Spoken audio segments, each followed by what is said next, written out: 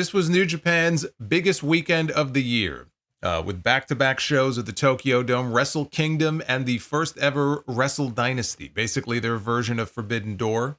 Usually Wrestle Kingdom is good for a couple of early match of the year candidates, but none of these matches are making my list at the end of the year. Not from night one. I thought overall it was a good show, but it was definitely one of the weaker Wrestle Kingdoms I've ever seen. I don't know what the consensus is on that main event with Zack Sabre Jr. and Shota Umino. I was not a big fan of it. One thing that was clear, though, is that they kept all the other matches in the card shorter. I think specifically to give the main event as much time as possible, and maybe to make it feel more special, more main event-like. But I would have much preferred some of the other matches get more time and cut down the 44 minutes that they gave those two by at least 10 minutes.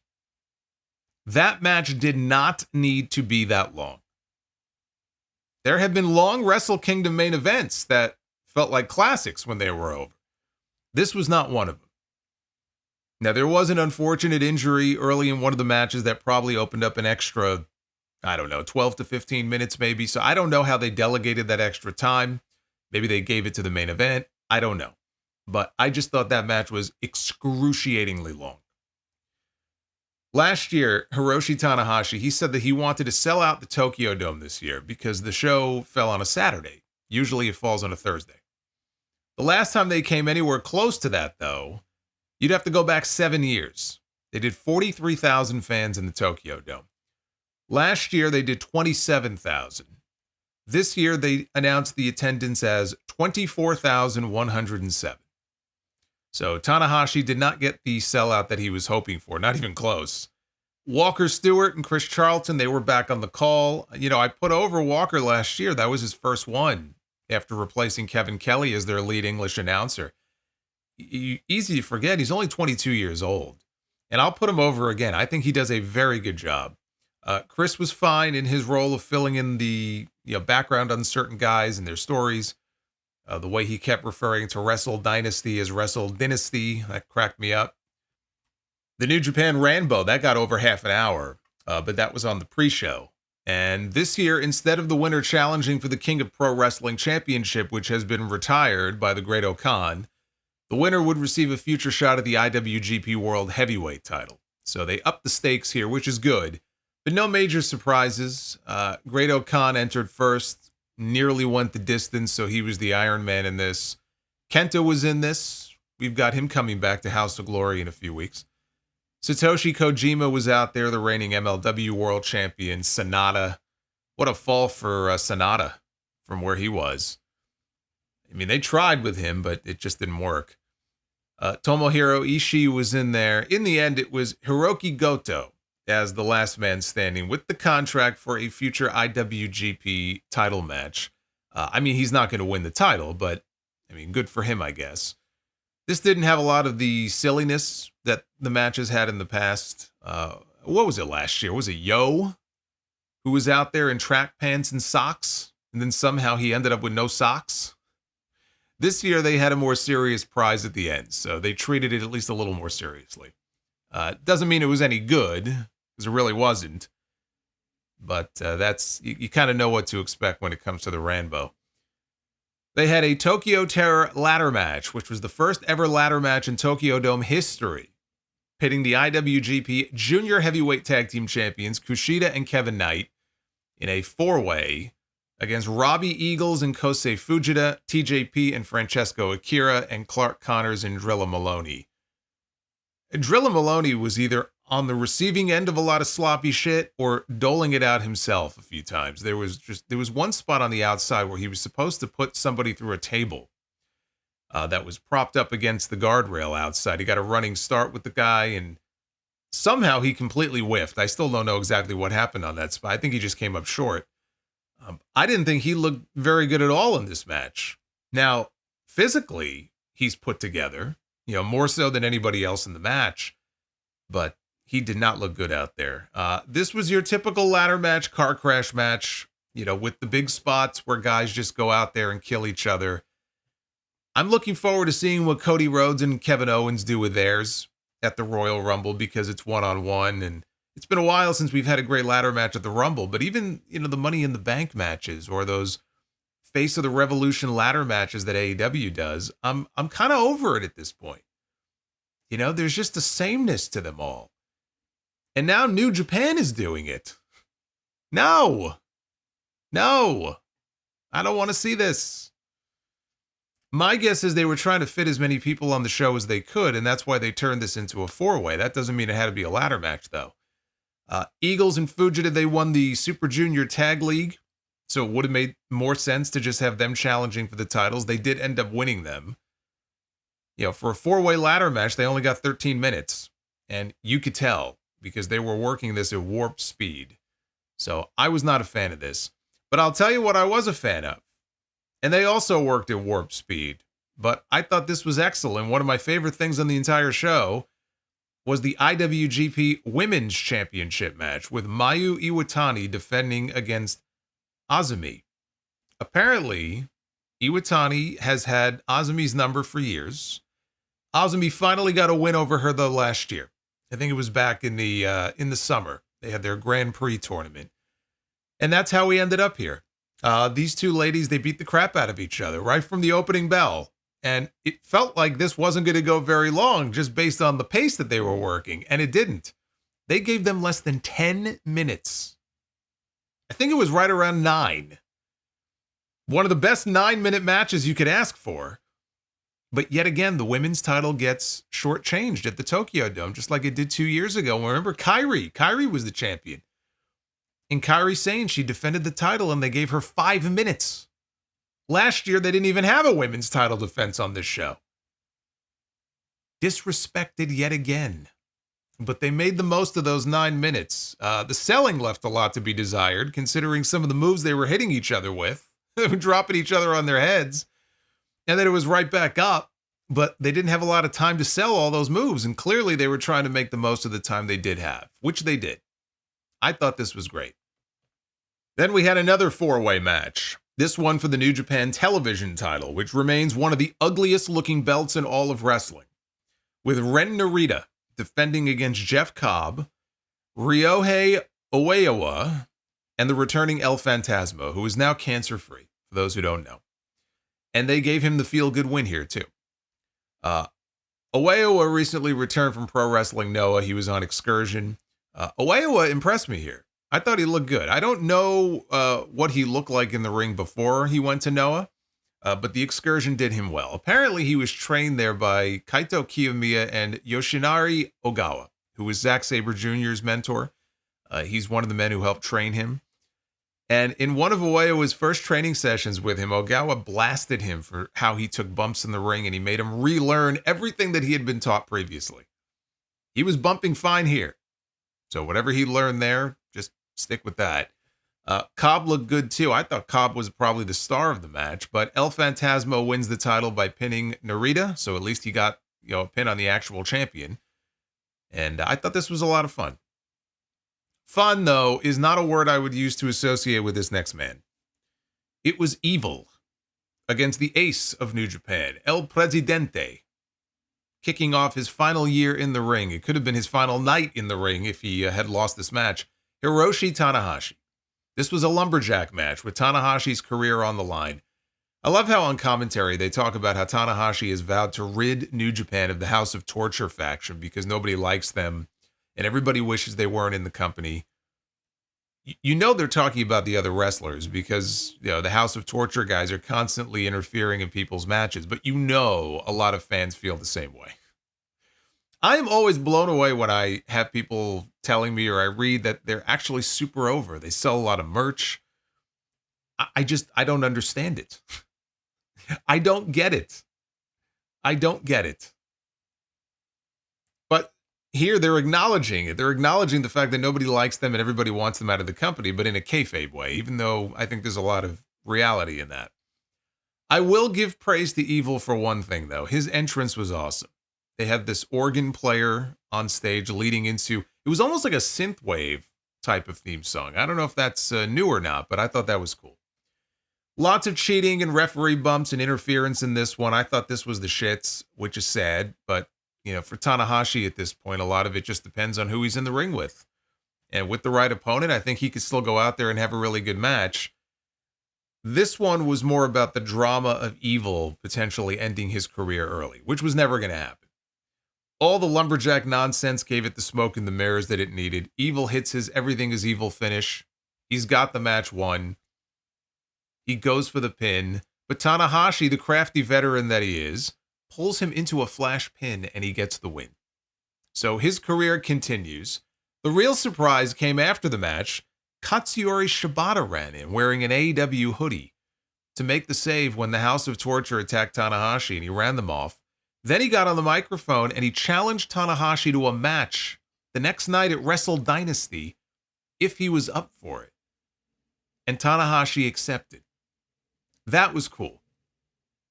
The last time Shibata worked any kind of a match in a New Japan ring, and I'm not talking about the Forbidden Door shows because those really are AEW shows, but it was Wrestle Kingdom 3 years ago. And if you remember, he supposedly called an audible on the microphone out in the ring right before the match where he changed what was supposed to be a catch wrestling rules match with no strikes allowed.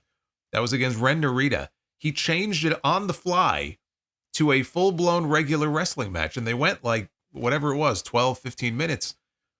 And they were furious with him over it. Apparently in the back, they were freaking out. This is not supposed to happen. They did not want him out there wrestling a wrestling match. This man almost died on their watch. He had a brain bleed. He had to have brain surgery. I mean, according to Meltzer, they had to remove his brain from his skull for the operation. So him being back to challenge Tanahashi to what I thought was going to be a wrestling match was a big deal. Of course, we would come to find out later on that was not the case, but I'll talk about that when I get to Wrestle Dynasty. We had Shingo Takagi against Konosuke Takeshita, title for Shingo's never open weight title and Takeshita's AEW International title. This is the match I was most looking forward to on this show, and it was excellent. I wouldn't say it quite met my expectations coming into it, but I enjoyed this one a lot. It just never reached that level of greatness that I was hoping for.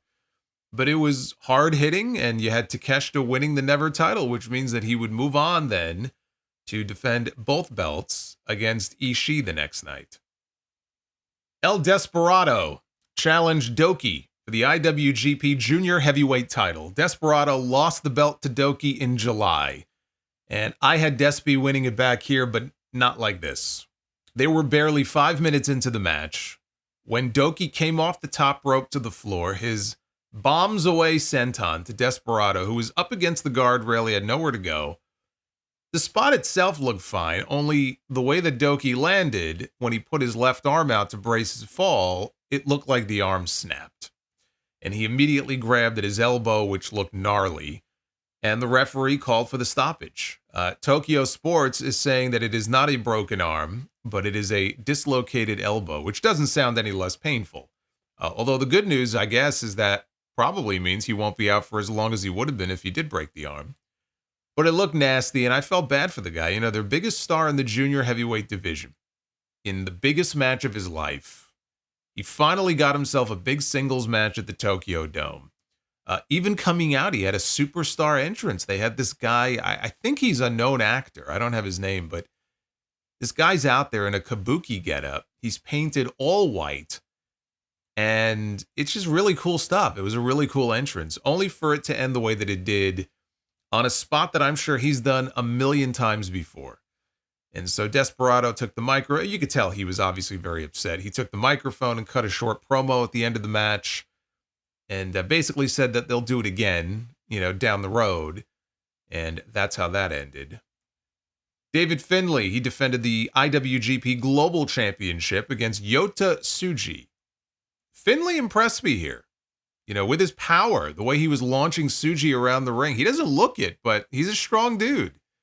He showed that the next night against Brody King, too. Tsuji won the title in a really good match. This is a year after he made his Tokyo Dome debut. He seems to be well on his way. He is definitely one of their biggest rising stars. And he has a star quality about him that I don't see it yet with Shota Umino, who got the main event spot on this show. Tsuji has that. He definitely has that quality to him. The co-main event was Tetsuya Naito against his protege and now tag team partner as well, Hiromu Takahashi. This was not good. Now, I mentioned in my preview last week when I ran down the card that Naito just underwent his 4th eye operation. The first one he has had on his left eye. He had already had 3 surgeries on the right eye, and that's the maximum number that he can have. He can no longer have any more surgeries on that eye because they told him you can have up to 3. So it probably would be best to spread them out, but his issues were such that he has now exhausted all 3 of those. He had the surgery on his left eye because of the macular degeneration that he has in the right one. And he could only see straight if he shut one eye because they were imbalanced. So he had surgery on the left eye to try to balance it out. Now think about that. He had surgery on his left eye to actually make the eye worse on purpose, just to give it more balance with the other one. So this was the teacher against the student. It was a match that Hiromu has wanted for a very long time and almost got it 5 years ago before the pandemic shut everything down. And Naito's body was breaking down then. Now it's 5 years later and this man is just in shambles. Naito wins after multiple destinos. I may be in the minority on this. Again, I haven't taken the temperature of everybody else. I've barely had enough time to get through these shows before I hit record on this show. I may be in the minority on this.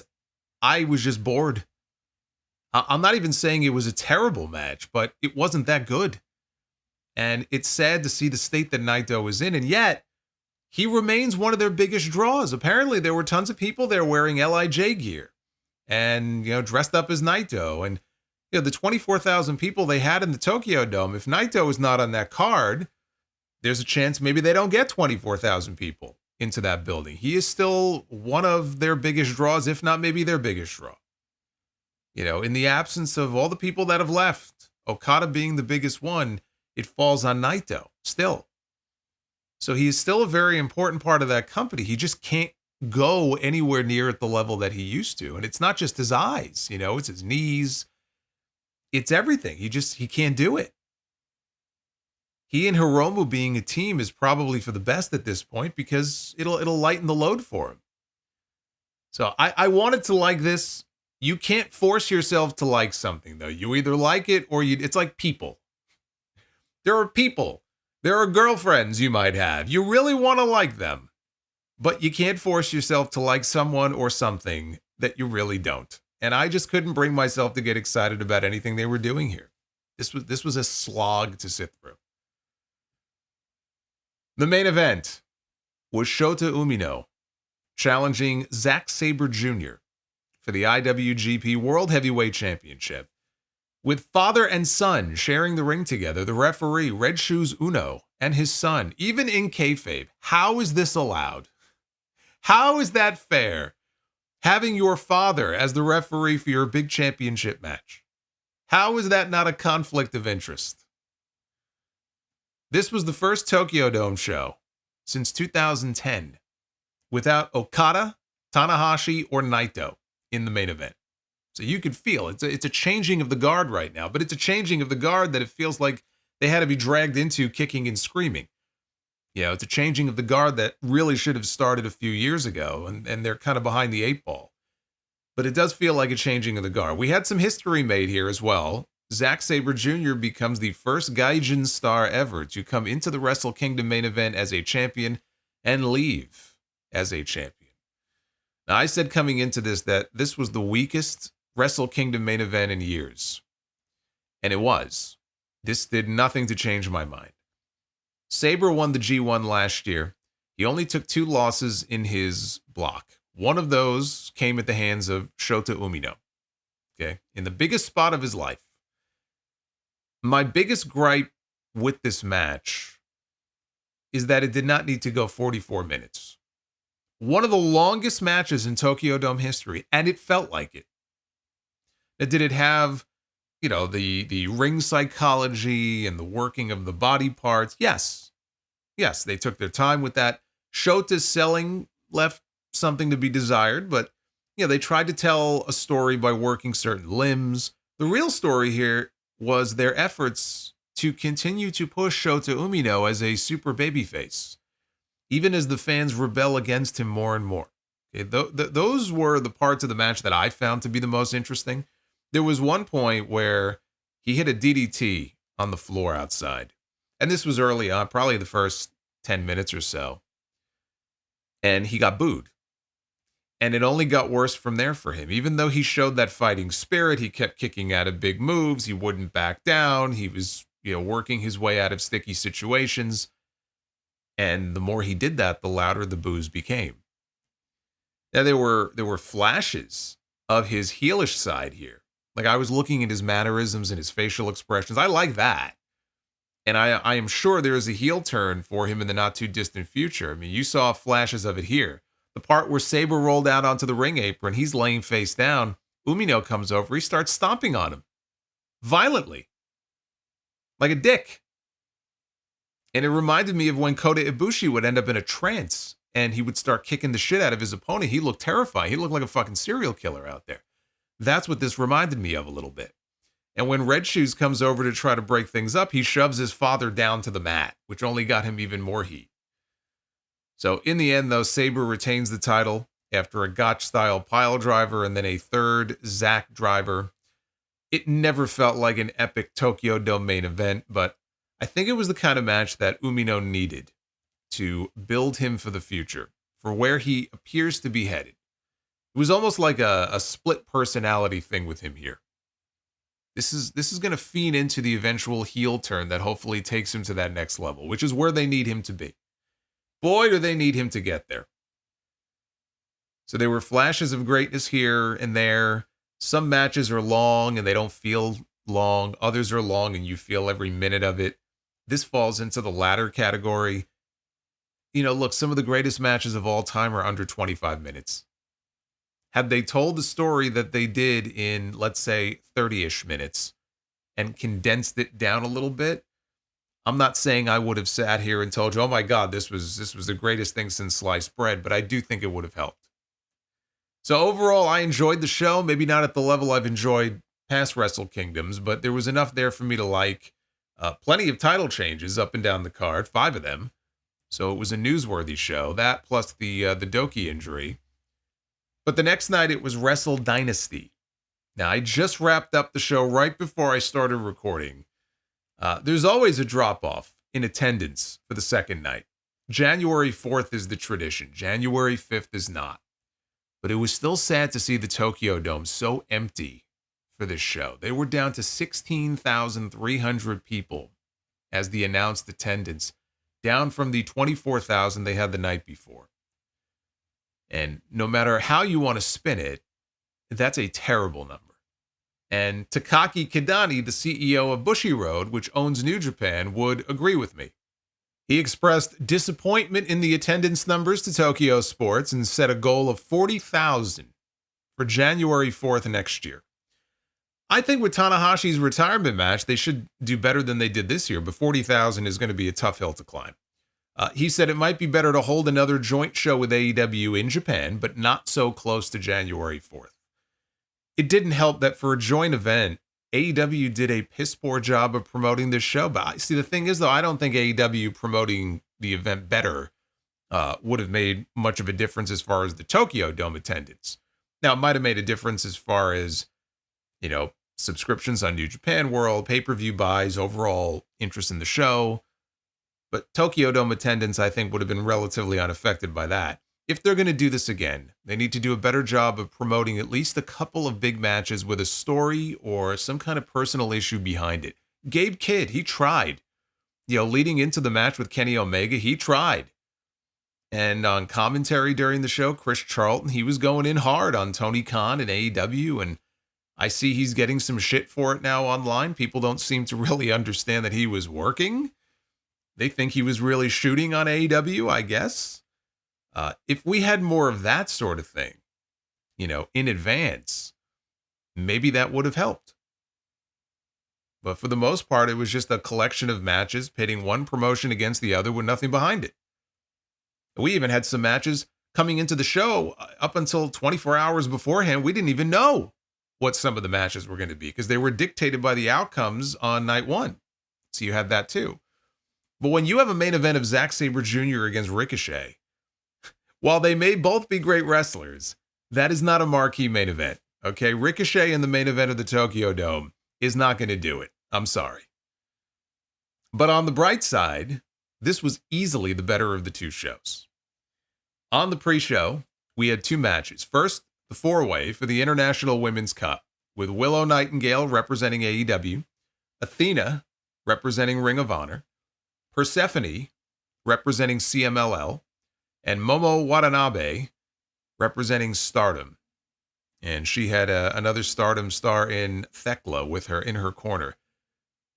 This was really good stuff. It was not helped by the crowd at all. Athena hit the O-face late in the match on Willow. This might have been the best fucking O-face I've ever seen her hit in my life. Hit it on Willow, had the pin. Thekla, though, pulled the referee out of the ring before the referee could count three. And this is now leading to a match between Athena and Thekla in Japan next week, I think on the 13th. Watanabe hit Athena with a baseball bat.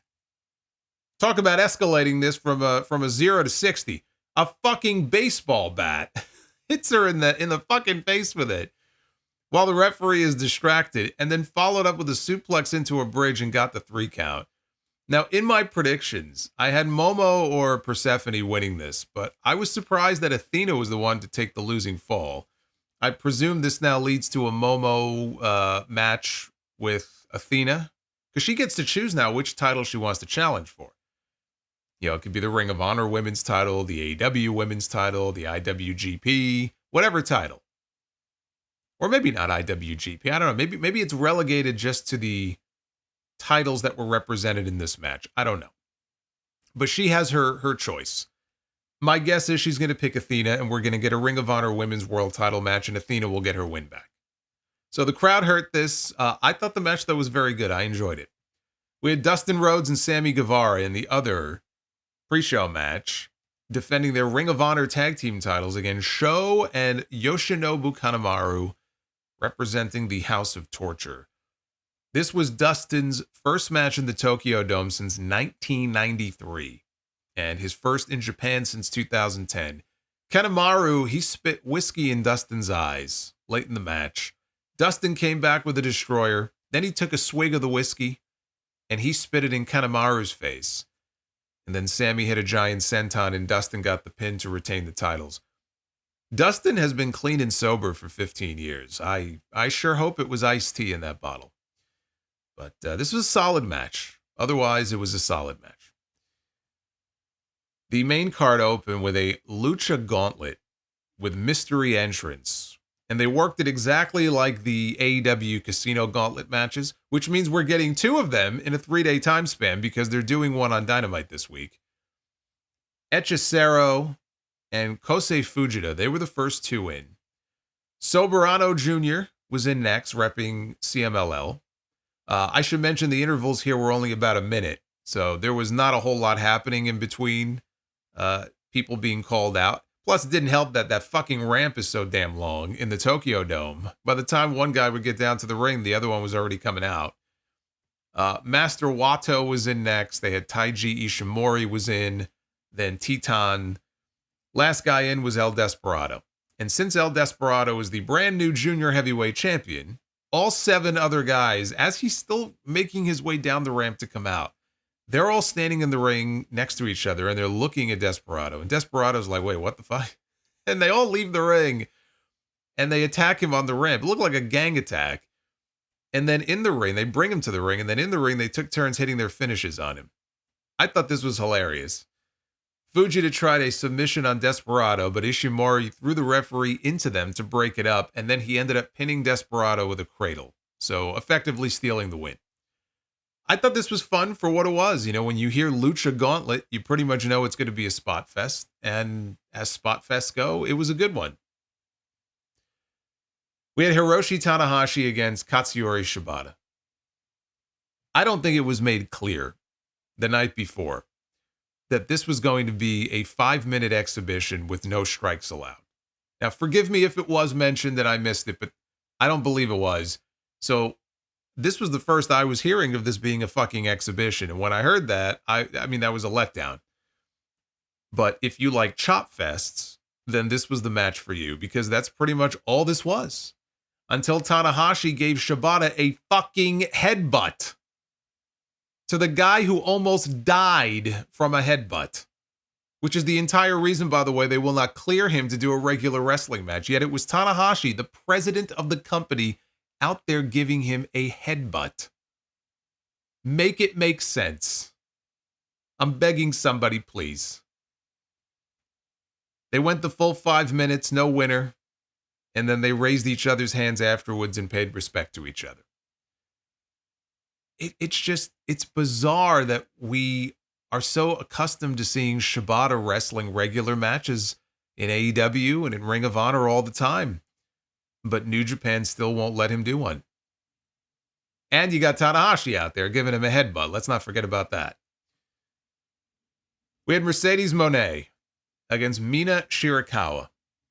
This was a double champion match with both titles on the line. In the case of Mercedes, she was defending not her TBS title, which she was wearing to the ring, but her New Japan Strong Women's Championship. Mina was defending her Rev Pro British Women's title.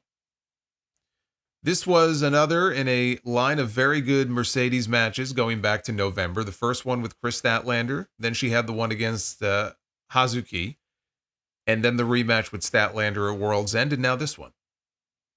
This one was not as good as those, but it was still a good match.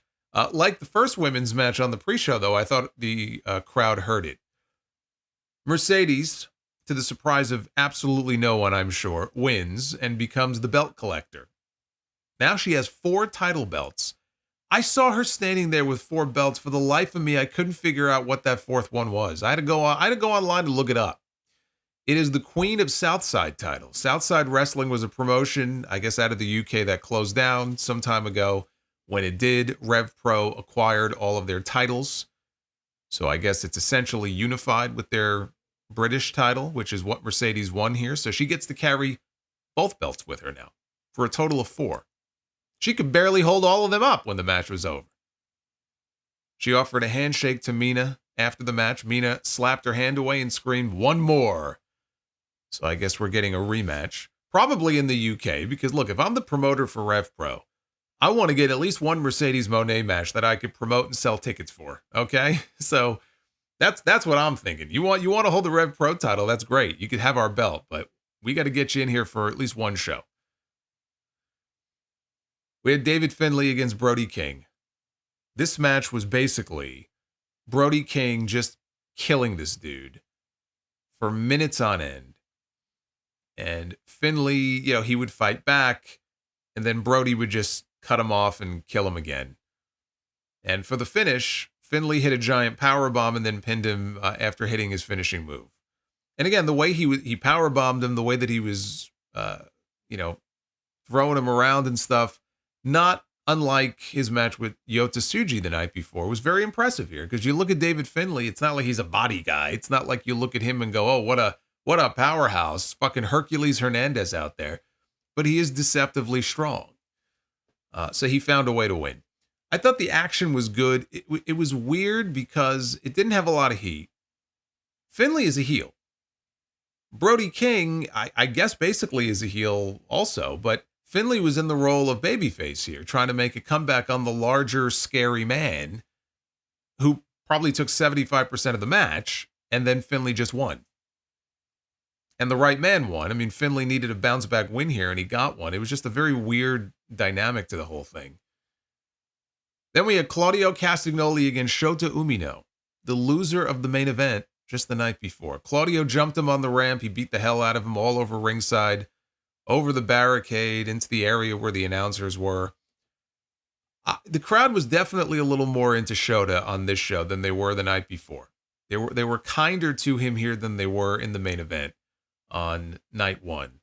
Claudio gave him a giant swing at one point during the match.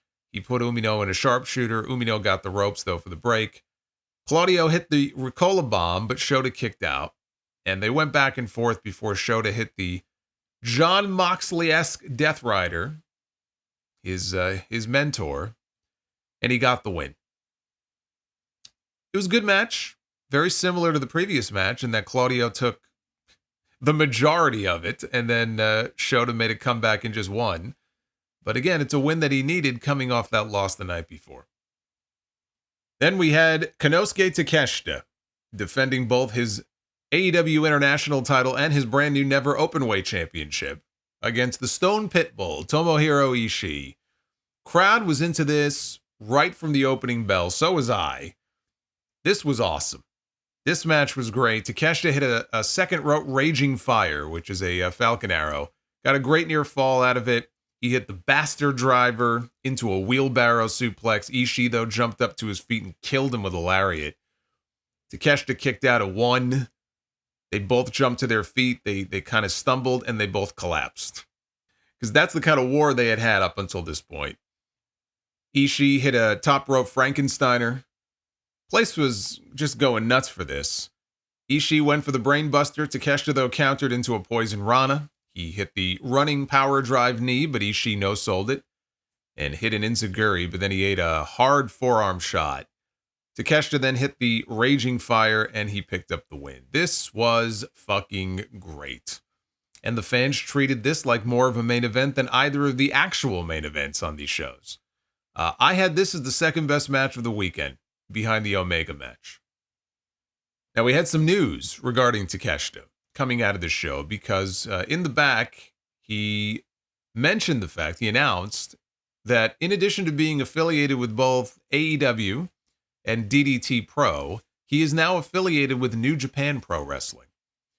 And Kidani has since said that he believes it is a 1-year deal. I'm not even sure how that works. If he signed a contract, he's already got a contract with AEW, so I'm not sure how his deal is structured, but I mean, I can't see him being allowed to do more than a handful of dates for them each year. But I'll tell you one thing, this man truly is an international champion. Apparently, he has deals with multiple promotions. And now he has multiple belts, too. You know, if New Japan ever gets him full-time, if they had this man, if they had Takeshita full-time, they would have their next Okada. I do believe that. And I don't know that he'll ever go full-time for them, but if they have him even on a part-time deal, that's a huge bonus for New Japan to have Konosuke Takeshita on their shows while they're trying to build up some of these other talents. Again, I mentioned Tsuji and I mentioned Umino. They're trying to build the next generation of stars, even if it's a part-time thing. If they can get Takeshita, which apparently they have, that's a huge feather in their cap. We had the Young Bucks taking on Tetsuya Naito and Hiromu Takahashi, taking on the team of Jeff Cobb and Great-O-Khan. This was for the vacant IWGP Tag Team titles. So yes, in the end, Jeff Cobb was the mystery partner for Great-O-Khan. They announced it last night, so they didn't even wait until the show. It's like, yeah, it's going to be Jeff Cobb. But this was the Young Bucks' return to Japan for the first time in 5 years, and their first appearance since losing the AEW Tag Team titles to Private Party. They look like they haven't missed a beat. They look real good in there. They played their greatest hits. The Bucks hit Naito with the EVP trigger, but Great-O-Khan broke up the subsequent pin attempt. Nick Jackson was setting up for the TK driver, but opted for a moonsault outside to the floor first. Then he got back up on the apron, and they did hit the TK driver on Great-O-Khan to win the match and to win the IWGP Tag Team titles. So the Young Bucks are champions once again. Very good match. And you know what that means. Even more belts now on AEW television. Just what we need. The Bucks, Mercedes, Takeshita, all returning to the States with even more belts. After the match, Nick Jackson, he told his brother, "Let's go make love to our wives." I assume they mean separately. I mean, I know they're close and all, but that would be fucking weird. We have Yota Tsuji and Jack Perry. They went one-on-one for the IWGP Global title that Tsuji just won the night before. I thought the match was okay. I wouldn't say any more than that. Tsuji just won the championship, so he wasn't going to lose it here. I mean, he's the future of this company. He's not losing it to Jack Real Glass Crimea River Perry. So this was fine, but nothing more, and Tsuji picks up the win. Then we had the real main event of this show, which was the in-ring return for the first time in more than a year of Kenny Omega, and his first time in a New Japan ring here at the Tokyo Dome in a couple of years. Kenny Omega one-on-one with Gabe Kidd. Omega comes out. He looks to be in tremendous shape. He goes in there. Bell to bell, start to finish, did not miss a beat.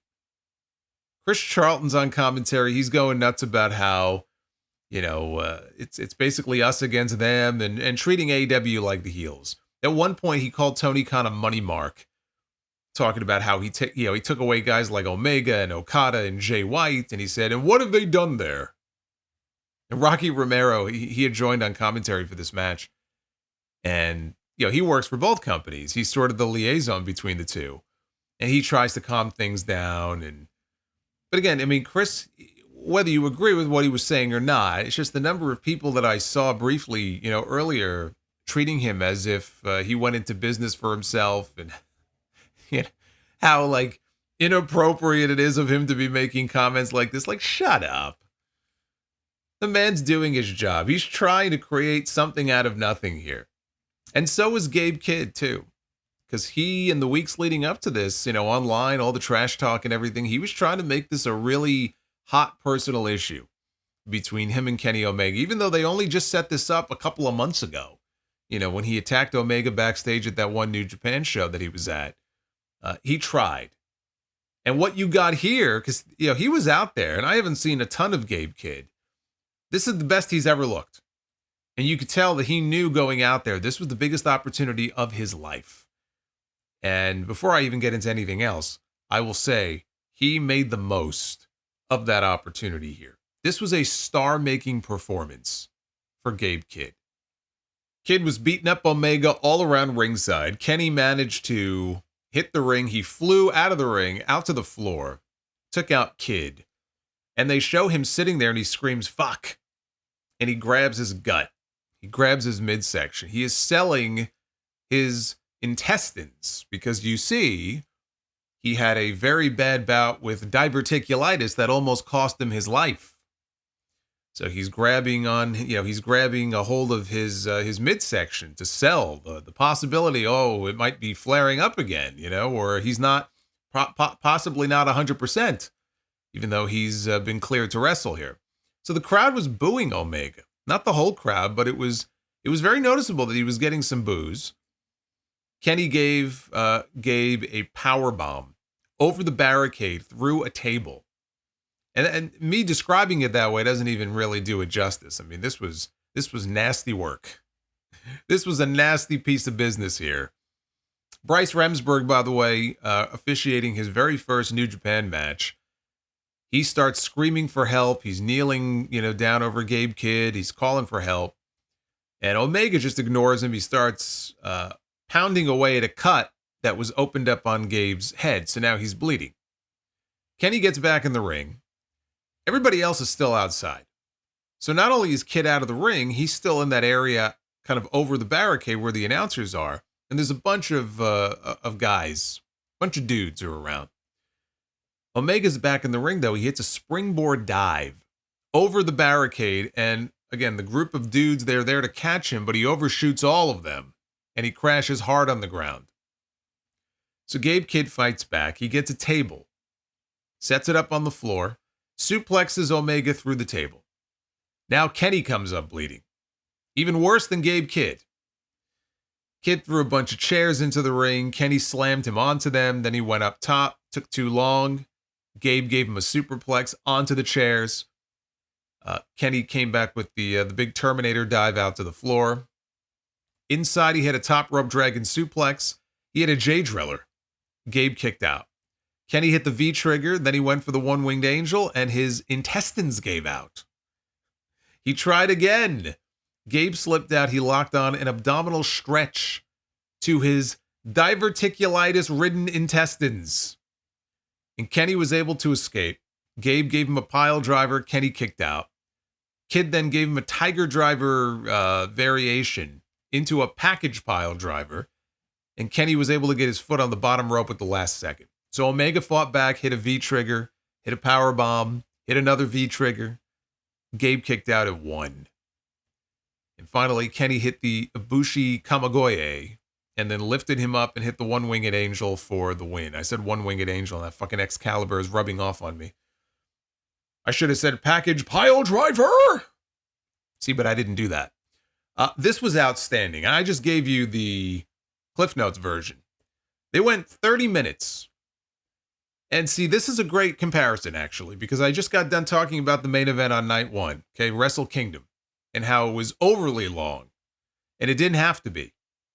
And that you could have a great match that's 20 minutes or 25 minutes. But I said, what I would have done with the Sabre and Umino match is cut it down to where it was about 30-ish. And I think that would have been great. That's what this was. This was about 30 minutes. This was outstanding. And when it was over, they showed Tanahashi sitting at ringside because he joined the Japanese announcers after his match, as he usually does. And they zoom in on his face. He was literally in tears. Now, I would imagine he was in tears because Kenny went out there and had a classic match. And, you know, he knows Kenny is coming back from a potentially career-ending injury and a potentially life-altering or life-threatening injury. And he just came back and had this incredible match. He may have also been emotional because he recognizes what a star-making performance it was for Gabe Kidd, who stepped up in a major way here. Whatever it was, he was overwhelmed with emotion, tears streaming down his face. The complete opposite of the look he had on his face, by the way, when that main event was over the night before. But this was great. And again, Gabe Kidd, tremendous performance. For Kenny Omega, you know, to be off and out of the ring for over a year, after dealing with the illness and the injury and the surgery and everything, and his first night back, to put in that kind of performance, he's already got a Match of the Year candidate on his resume for 2025. It's his first match back. So I loved everything about this. I thought this was fantastic. Easily the match of the weekend. Nothing else even came close. Then we had the main event. That wasn't even the main event. The main event was Zack Sabre Jr. defending the IWGP World Heavyweight Championship that he retained the night before against Ricochet. No toilet paper on this show for Ricochet. See, the Japanese fans, they don't do that. They'll do streamers, but they won't do toilet paper. Ricochet attacks him before he even gets into the ring. And it's just one big spot after another. You would almost think that they had their time cut to like 2 minutes. The way he was moving. He understood the objective is what happened here. He understood the objective having to follow that Kenny Omega match, which just wasn't going to be possible, but he had to try. He landed a springboard 450 on Zack Sabre Jr. while Zack still had his ring jacket on. Zack eventually was able to cut him off, and he began to apply various holds of death to torture him with. It's got to be just an absolute nightmare to work with this guy. Like, I don't care that it's a work. Like, these holds that he puts you in and the way that he bends this and that and twists you all up into a pretzel. Like, we hear about the joint manipulation with Pete Dunne when we see him on WWE television. And he's very good at that also. But nobody wrestles a match quite like Zack Sabre Jr. And when you watch what he does in there, it just looks like a bad day at the office. Like, I certainly would not want to be working with this guy. But Charlton and Romero on commentary, they started arguing and going back and forth about which was better, the Continental Classic or the G1. Anyway, they fought up top. Zack hit a top rope Zack driver. Then he went for an armbar. Ricochet escaped. He hit his shooting star press, went back up, missed a 630. Which looked like, I mean, that landing looked like it absolutely sucked. Zack hit the PK. He hit a Zack driver, only got 2. Ricochet tried for the spirit gun. Zack transitioned, though, into one of his weird submission holds. And Ricochet must have verbally submitted because the referee called for the bell. I enjoyed this more than I did Sabre's match with Umino in the night before. There was no chance they were going to top what Gabe Kidd and Kenny Omega did, nor did it have the heated feelings behind it that those two had coming into it. But this was a good main event. It was a fine conclusion, I thought, to a great night of wrestling. Or morning, for me, as it were. Wrestle Dynasty, though, top Wrestle Kingdom. That's for sure. And whatever match of the year contenders came out of this weekend, they all came from the second night. And the big takeaway for me coming out of this show, it's what I said coming into it. What am I most interested in seeing? It had to do with Kenny Omega. Kenny Omega, his first match back, what I was watching for is what kind of Kenny Omega, what version of Omega do we get? Do we get classic Tokyo Dome Kenny Omega? Or maybe he doesn't look quite like the Kenny Omega of old, right? He's been through a very traumatic injury, illness, whatever you want to call it. It might take time for him to ease his way back into things. Maybe he goes out there and has a good match and not a great match. Maybe he's holding back a little bit. Boy, he blew all that shit out of the water. This was classic Tokyo Dome Kenny Omega, who went out there for 30 fucking minutes and you would never know anything was wrong. Like, physically, he looked in peak condition and he was hitting all of his big spots. He wasn't holding anything back. And he went out there and had an absolute classic. And so what that means is if you're Tony Khan, you got to be smiling from ear to ear. Because now you've got Prime Kenny back. And he's going to be on Dynamite this week. Probably cutting a promo, I guess. I don't know. They didn't say what he's going to be doing. But Kenny Omega is supposed to be back on Dynamite this week. Good. Not a week too soon. Now that we've established that this guy is back and he can go, and he is back to the old Kenny Omega, that is a huge bullet in the chamber for Tony Khan now to use going forward. He already had some people come back. MJF looks like he's finally going to be back now full-time. Kenny Omega now is back. Adam Cole came back from injury not that long ago. He's got, over the last few months, different people back in the mix that he was missing. Kenny was the biggest missing part of the puzzle because he is still automatically one of the biggest stars that Tony Khan has. He needs him. They have tons of talent on that roster, but he needs Kenny Omega. He needs a healthy Kenny Omega. And he passed that test with flying colors this weekend. That much I can tell you. That was my biggest takeaway from this show. Kenny is back. And that is great news if you are Tony Khan or if you are an AEW fan.